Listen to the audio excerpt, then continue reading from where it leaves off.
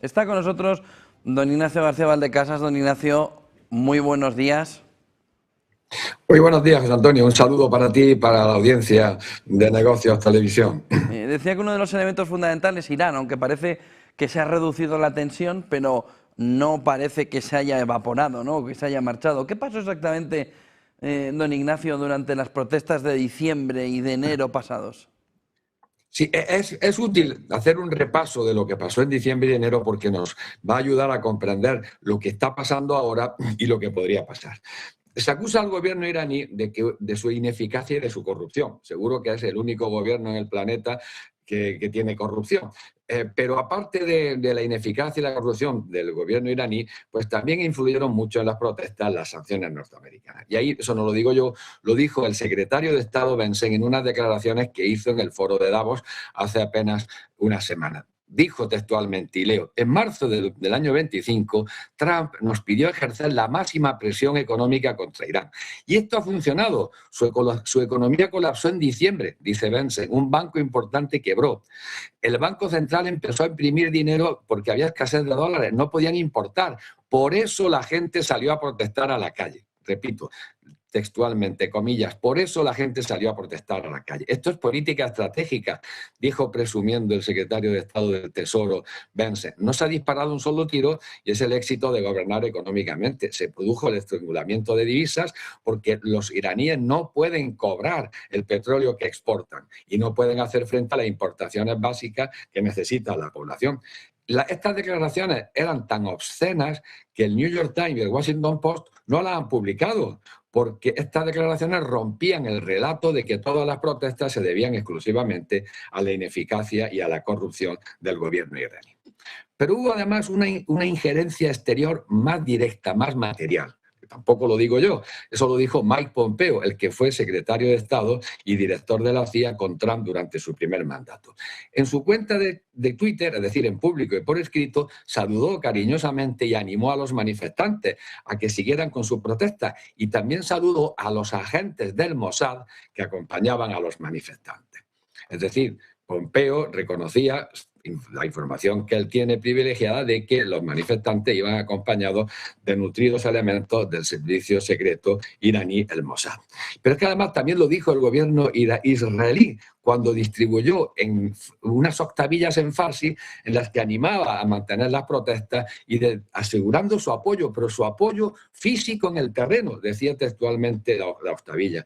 Esto se ha publicado en algunas páginas web oficiales en Israel, pero eso no lo he podido comprobar. Pero lo de las octavillas está perfectamente comprobado. Y finalmente, se ha comprobado también que justo antes de las protestas entraron clandestinamente en Irán las terminales del servicio de comunicación de Starlink, que eran necesarios para que los distintos agentes del Mossad y quizás también del MI6 británico y de la CIA pudieran comunicarse y coordinarse. ¿Cómo fue el desarrollo? El primer día fueron unas manifestaciones pacíficas, en las que incluso participaron algunos miembros del gobierno porque estaban protestando contra una manipulación extraña que poco antes se había producido contra la divisa, contra la moneda iraní. Algo parecido a lo que hizo George Soros hace 20 o 30 años contra la libra esterlina y contra el Banco de Inglaterra. Pero ya en el segundo día empezaron a aparecer elementos violentos, alborotadores, agentes provocadores que empezaron a atacar edificios del gobierno, incluso algunos a prenderle fuego. El gobierno iraní reaccionó con una durísima represión, y además bloqueó Internet, pero como no se comunicaban por Internet, sino por Starlink, siguieron las protestas hasta que el régimen iraní, el gobierno iraní, sin duda con la ayuda de Rusia, pudo bloquear el sistema Starlink y dejar a los agentes del Mossad y de otras agencias sin poder comunicarse entre sí.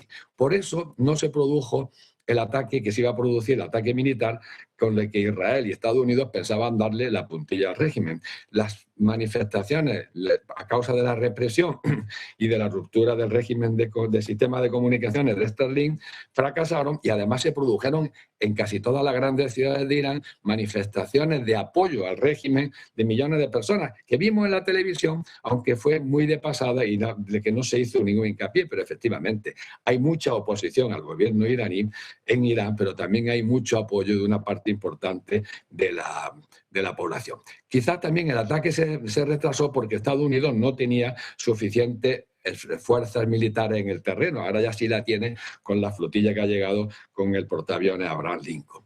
Pero esto lo que demuestra es que los repetidos intentos de Estados Unidos y de Israel de cambio de régimen, de ataque, quiere decir que la guerra del mes de junio pues fue un fracaso para Estados Unidos y un fracaso para Israel, porque si hubiera tenido éxito, no haría falta seguir acosando y atacando al régimen iraní. A partir de ahí, don Ignacio, la clave fundamental también está en intentar entender, ¿no? Y que pueda entender, ¿no?, quien nos está escuchando, ese proceso de negociación, ¿no?, que ha habido entre Estados Unidos e Irán desde 2014 hasta la fecha, ¿no?, que sería la base o el pilar fundamental, ¿no? Sí, y eso es importante también saberlo porque se acusa al gobierno iraní de no querer negociar su programa nuclear. Y sin embargo, lo que demuestra la sucesión de los acontecimientos es que cuando se han planteado unas negociaciones serias, el gobierno iraní ha ido a la mesa de negociaciones. Por eso nos permite dudar de que el objetivo verdadero de las maniobras de Trump y de Estados Unidos en las últimas semanas sea forzarla a la negociación. En el año 2015, el último año de Obama, después de una larga negociación difícil, se llegó a un acuerdo entre los 5 miembros del Consejo de Seguridad, que negociaban por un lado, más Alemania, y el gobierno iraní, otro, sobre el control del programa nuclear de la República de Irán. Y este acuerdo, lo que se llama el Plan de Acción conjunto y comprensivo, fue aprobado por el Consejo de Seguridad formalmente y fue objeto de una resolución del Consejo de Seguridad. Estaba todo el mundo de acuerdo, excepto quizás Israel. Por eso, en 2018, Trump, con su primer mandato, sin previo aviso, se sale del acuerdo, denuncia el acuerdo, destruye el acuerdo y aumenta las sanciones, porque la contrapartida de este acuerdo de 2015 fue ir levantando poco a poco las sanciones contra Irán. O sea que aquello fue un fracaso, pero por iniciativa de Estados Unidos, al parecer presionado por Israel, de Trump presionado por Netanyahu. Pero tenemos un segundo episodio, que fue en mayo y junio de 2025, que Witkoff estaba ya negociando, el asesor de Trump estaba ya negociando con los iraníes. Los iraníes están negociando con la otra parte, pues se sienten más o menos cómodos, bajan la guardia, y es en ese mismo momento cuando se llega el ataque de Estados Unidos a Israel, precedido de una hora de atentados terroristas en los que sin duda estaba la mano del Mossad y el MI6. De eso no hay absolutamente ninguna duda. Un golpe de mano contra los edificios del gobierno, contra las fuerzas militares que además estaban teniendo un congreso, una serie de actos terroristas. Incluso intentaron el descabezamiento del régimen, como habían hecho en Líbano contra el jefe de Hezbollah, Nasrallah. Fue un fracaso porque hubo una guerra abierta de 12 días de resultado incierto, donde algunos analistas dicen que Israel pidió a Estados Unidos que parara porque ya no podía seguir aguantando los ataques de Irán, de manera que...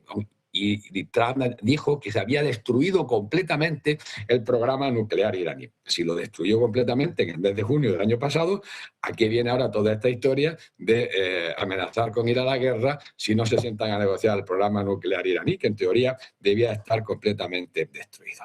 Por eso algunos piensan, y yo a veces también pienso, que este acoso no busca llevar a Irán a la mesa de negociaciones, sino lo que busca es debilitar al gobierno o un cambio de régimen o simplemente convertir a Irán en un Estado fallido, que no sería la primera vez. De hecho, en Oriente Medio, Irán es el único, si no consideramos que Turquía está dentro de Oriente Medio, Irán es el único país de Oriente Medio que no es un Estado fallido.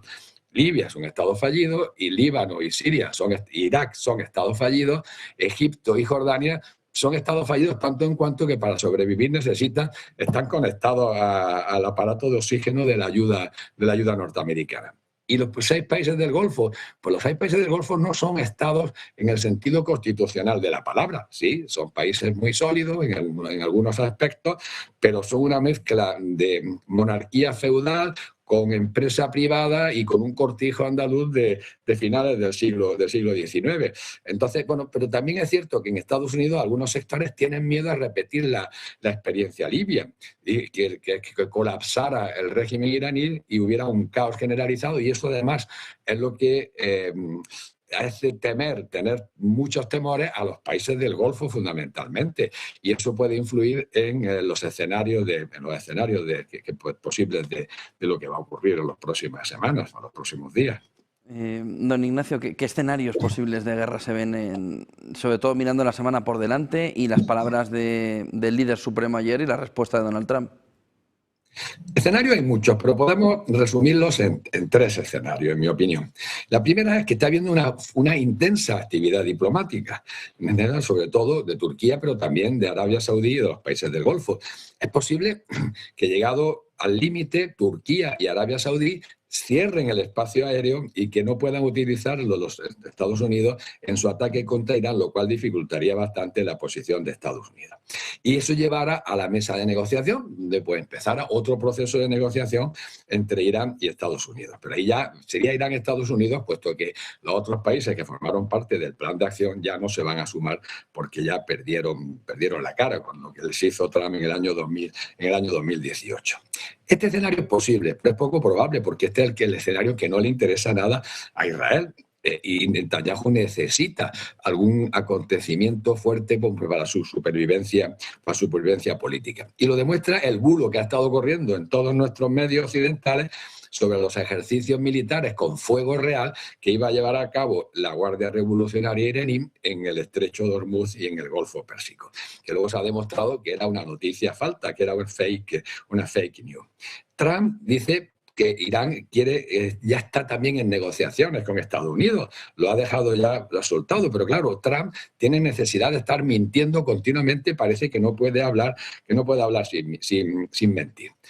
El ministro de Asuntos Exteriores iraní ha dicho públicamente que están dispuestos a sentarse a negociar en cualquier momento el programa nuclear y de hacer un control del desarrollo de su programa nuclear a cambio de que le levanten las sanciones, pero que no están dispuestos a negociar su programa de misiles balísticos y su programa de defensa aérea.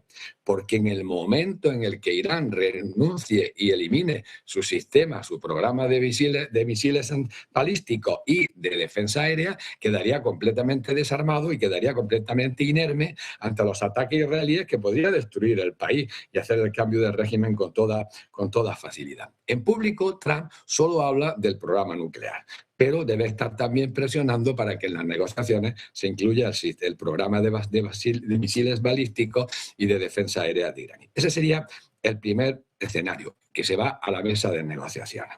El segundo sería un ataque masivo de Estados Unidos e Israel contra instalaciones militares, gubernamentales, un intento de descabezamiento, más o menos con éxito, del régimen iraní y el ataque a los programas nucleares y al programa de misil balístico. Este es un escenario bastante probable y eso iría acompañado de ataques terroristas por parte del Mossad, del MI6 y de la CIA, como ocurrió en el mes de junio del año pasado. A esto acompañaría el bloqueo del Estrecho de Hormuz, que sin duda provocaría Irán. Y ya Khamenei, como tú acabas de decir, ha amenazado que si hay un ataque de Estados Unidos e Israel, la guerra será una guerra regional, porque tendrán que atacar las bases norteamericanas y la flotilla americana y las bases que están distribuidas entre los distintos países entre los países del Golfo. Y el tercer escenario es que se produce el ataque masivo de Estados Unidos, pero las defensas iraníes consiguen neutralizar una gran parte de este ataque inicial de Estados Unidos e Israel. Y acto seguido, Irán responde masivamente con sus medios, misiles y drones, para agotar las defensas de Estados Unidos y de Israel y de la flota que está a la entrada del Estrecho de Hormuz. Y luego se producirá un segundo ataque iraní contra las bases militares en la zona y contra los barcos norteamericanos. Si no hay una desescalada, pues estaríamos ante una guerra generalizada. Y aquí hay una división entre los distintos analistas. El discurso oficial, el relato oficial es que Irán no podría hacer frente a un ataque continuado de Estados Unidos y de Israel. Pero en el mes de junio, algunos analistas consideraron que Irán tenía la capacidad suficiente para sostener y hacer frente al ataque y para mantener una ofensiva contra Israel y contra Estados Unidos. Se va a jugar todo en el nivel que tengan los arsenales de ambas partes. Los barcos norteamericanos, si agotan sus sistemas de defensa, sus sistemas de misiles tienen que ir a puerto. Y claro, si el estrecho de Hormuz está cerrado, no pueden ir a las bases que tienen dentro del Golfo Pérsico. Irán no es Venezuela, pero tampoco sabemos hasta qué punto puede Irán aguantar el ataque de Estados Unidos. Se va a jugar todo en el volumen que tengan los arsenales y los depósitos iraníes en materia de misiles y de drones. ¿Qué posibles resultados puede tener la guerra, don Ignacio? Pues el primer resultado puede ser, son tres subapartados, el colapso del régimen. El colapso del régimen puede alcanzar tres subapartados. Uno, el primero, que hay un colapso del régimen, una cierta desorden, una cierta anarquía, pero que finalmente se reconduce la situación y empieza una transición y un cambio de régimen. El segundo colapso es que es el caos. El caos total, es repetición del escenario de Libia, de Irak, de Siria y el levantamiento de las minorías étnicas, baluchi, los kurdos, los baluchi, los azeríes, que están muy apoyados por la CIA, sobre todo en Baluchistán. Y luego el otro es el colapso del régimen, pero en ese momento la Guardia Revolucionaria toma el poder y se hace con el control total del régimen. Estos serían los tres escenarios de colapso del régimen iraní. El cuarto sería que el régimen sobrevive muy debilitado y tiene que adoptar una postura mucho más conciliadora con Estados Unidos. El quinto sería la guerra abierta, una guerra regional de resultado incierto, como hemos hablado antes, y el minado del estrecho de Hormuz. Claro, estos son escenarios que no son todos alternativos, algunos son cumulativos. Y finalmente la posibilidad de que Irán hunda algunos barcos norteamericanos o destruya algunas bases o derribe algunos aviones. Algunos analistas, ayer se lo oía a Scott Ritter, dicen que Rusia va a hacer todo lo posible, todo lo que esté en su mano para que Irán derribe algún avión norteamericano o hunda algún barco norteamericano. E Irán en principio tiene la capacidad de hacerlo, porque, José Antonio, yo lo he dicho varias veces en este canal, una guerra se sabe cómo empieza, pero nunca se sabe cómo termina. Y puede terminar en una astracanada, porque Trump es capaz de hacer eso y lo contrario. Trump puede hacer un mini ataque, como le llaman ahora, como le llama Manuel Todd a los nuevos ataques norteamericanos, como el que hizo a su tío, el que ha hecho en Venezuela, un mini ataque militar, y acto seguido decir que Irán acepta ir a la mesa de negociaciones y declara la victoria y explica a su pueblo, y su pueblo se lo va a creer, que el resultado de la presión y del ataque norteamericano ha hecho cambiar la postura del gobierno iraní, y el gobierno iraní acepta sentarse a la mesa, y que eso ha sido gracias a él. Es decir, estamos con un escenario muy abierto y espero que finalmente lo que ocurra sea que no haya una guerra abierta y que los esfuerzos diplomáticos de Turquía y de otros países y de Arabia Saudí pues tengan su fruto. Muchísimas gracias por toda esa fotografía, don Ignacio García Valdecasas, embajador de España retirado. Buen día y buen negocio. Muchas gracias, José Antonio. Un saludo para ti, para la audiencia, y aquí estamos al pie del cañón y a vuestra disposición. Muchísimas gracias, don Ignacio.